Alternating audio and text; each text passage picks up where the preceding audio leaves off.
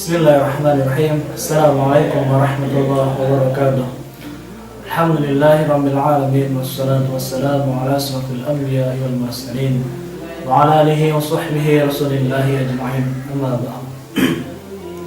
Puji syukur atas kehadirat Allah Subhanahu wa taala yang telah memberikan kita nikmat usia sampai detik ini, sehingga Ramadan tahun ini kita bisa lalui secara bersama-sama. Semoga amalan ibadah kita selama bulan Ramadan ini diterima oleh Allah Subhanahu wa taala.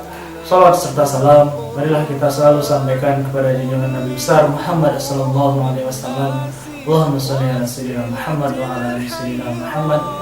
Semoga dengan kita memperbanyak salawat kepada beliau dan mengerjakan sunnah-sunnahnya, kelak kita bisa mendapatkan syafaatnya di yaumul akhir. Rasulullah sallallahu alaihi wasallam ketika subuh ia selalu berdoa, Allahumma inna nas'aluka ilman nafi'a wa rizqan thayyiba wa amalan mutaqabbala.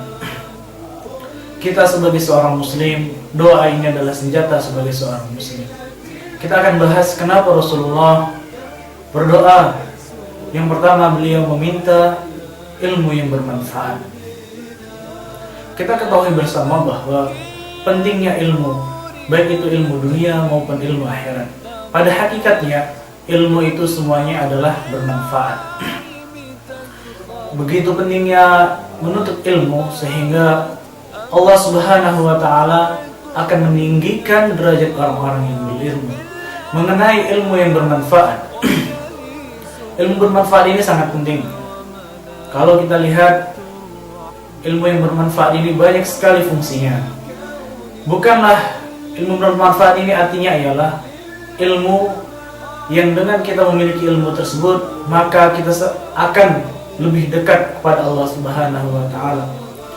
Bukanlah ilmu semakin kita banyak ilmunya tetapi kita jauh kepada Allah Subhanahu wa taala. Itu adalah ilmu-ilmu yang tidak bermanfaat. Yang kedua, Rasulullah sallallahu alaihi wasallam berdoa dimohonkan diberi rezeki yang halal. Kenapa? Karena dengan berbekal ilmu tadi, maka kita bisa membedakan mana yang halal, mana yang haram. Makanya Rasulullah meminta rezeki yang halal. Karena apa?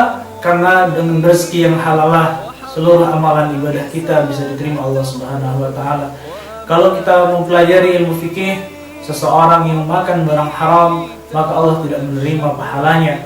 Begitu juga seseorang yang memakan makanan yang haram, baik itu secara zat maupun secara mendapatkannya, maka dagingnya itu adalah makanan api neraka.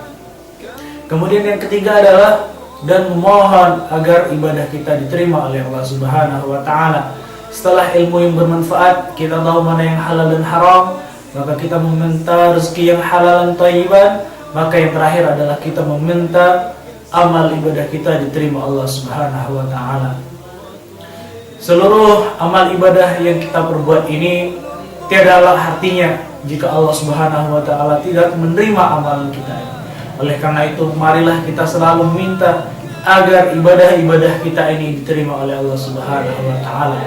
Ibadah kita bisa diterima oleh Allah Subhanahu wa taala kalau kita memiliki ilmu untuk beribadah, sehingga ibadah kita ini sesuai dengan syariat yang telah diajarkan Rasulullah. Kemudian ibadah kita ini bisa diterima jika makanan yang kita makan itu adalah makanan yang halal, halalan thayyiban. Demikianlah penjelasan singkat terkait pentingnya menuntut ilmu yang bermanfaat, mencari makanan yang halal dan meminta kepada Allah Subhanahu wa taala agar ibadah kita diterima di sisinya. Terlebih dan kurang mohon maaf yang sebesar-besarnya. Akhirul kalam. Assalamualaikum warahmatullahi wabarakatuh.